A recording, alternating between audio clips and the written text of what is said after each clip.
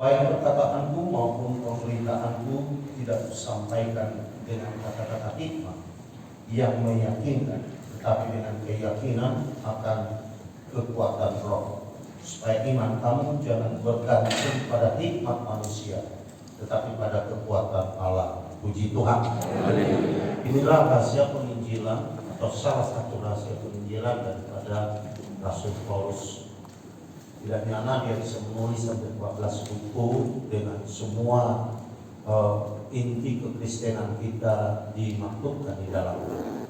Tanpa buku Rasul Paulus sebenarnya kita akan kekurangan data dan bahan tentang siapa, apa, dan bagaimana sebenarnya kekristenan itu.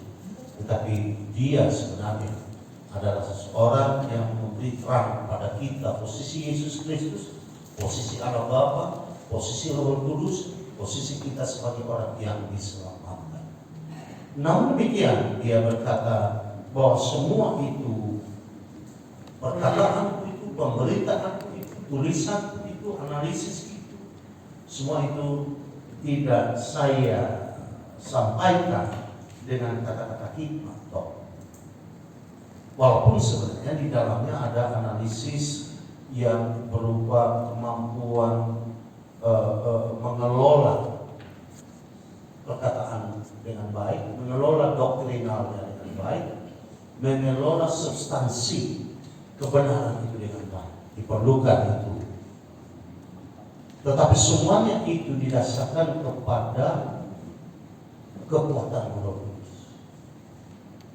Jadi dimanapun saudara berbicara, apapun yang saudara bicarakan, maka rahasia Rasul Paulus adalah membungkusnya semua itu dengan suatu keyakinan pada kekuatan Roh Kudus. Jadi bukan sebagai pidato yang atau sebagai ilmuwan yang mengutarakan poin-poin kebenaran matematisnya, kebenaran ontologisnya, atau kebenaran historiknya, kebenaran sosialisnya. Tetapi apapun yang kau katakan itu dalam pusat keyakinan akan kekuatan Roh. Karena kalau itu hanya didasarkan kepada kemampuan hikmat manusia saja untuk meyakinkan, mengelola perkataan, mengelola analisis, mengelola kesimpulan dalam sebuah kata-kata yang sangat berpengaruh kepada pikiran kita, psikologis kita, sehingga kita membuat sebuah keputusan, ya saat aku percaya kepada Tuhan, maka dalam ayat berikutnya dikatakan, maka imanmu itu akan tergantung kepada hikmat. Kalau hikmat manusia itu berubah-ubah, maka berubah-ubahlah imanmu. Kalau hikmat manusia itu terupgrade atau terdiskredit juga, downgrade juga bisa berubah iman. Karena teori tidak selalu benar. Nah, itu masuk di dalam hikmat manusia. Banyak teori Einstein yang tidak berlaku. Ada beberapa teori-teori dia yang sudah menunjukkan, tapi ternyata teori-teori dia dibatalkan dengan penemuan-penemuan yang baru. Maka Paulus mencoba memframe diri, apapun yang dilakukannya, apapun yang diperbuatnya, apapun yang diperkatakan, membingkai dirinya itu dengan kemampuan untuk, di sini dikatakan, tetapi dengan keyakinan. So it's depend on your own self faith. Tergantung kepada iman pribadimu. Dan iman pribadi inilah yang Yesus suka katakan, suka di-exercise dia. Dibuat dia menjadi bagian dari hidupmu dan segala apapun perkataanmu. Jadi kalau kita tadi menuangkan kata-kata optimisme, kata-kata dinamis dan lain sebagainya, itu di dalam porsi kita sebagai orang yang yakin bahwa apapun yang sudah dibicarakan di sini itu diketahui, dikenal, dan dimengerti oleh Kristus, dimengerti oleh Allah. Seperti itu. Maka semua step-step yang kita lakukan itu akan menjadi bagian juga rencana Kristus dalam kehidupan. Dalam mengutus orang-orang yang menginjil nanti, poin ini menjadi sangat.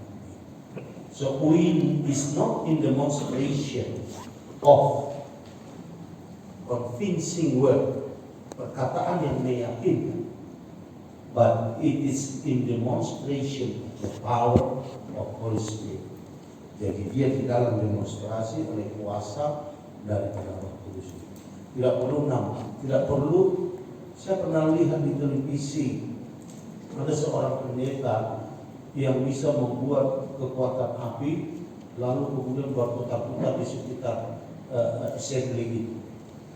Lalu saya bertanya, apa Tuhan membuat api berputar-putar di assembly itu? Hanya untuk demonstrasi saja. Karena saya pelajari semua tandanya kan yang dibuat oleh Tuhan itu berguna. Tidak ada yang sia-sia. Apa yang dibuat oleh Elisa, apa yang dibuat oleh Elia, apa yang dibuat oleh Musa, apa yang dibuat oleh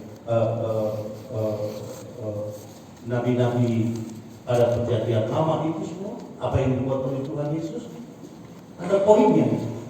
Jadi bukan hanya untuk sekedar meyakinkan orang bahwa Tuhan itu ada. Bagaimana kalau ilusi manusia bisa menggantikan itu? Bagaimana seperti sulap, itu ilusi teknis, menghilangkan pesawat terbang, meyakinkan orang, membuat orang terpesona, membuat orang heran. Gereja kita tidak biasa seperti itu.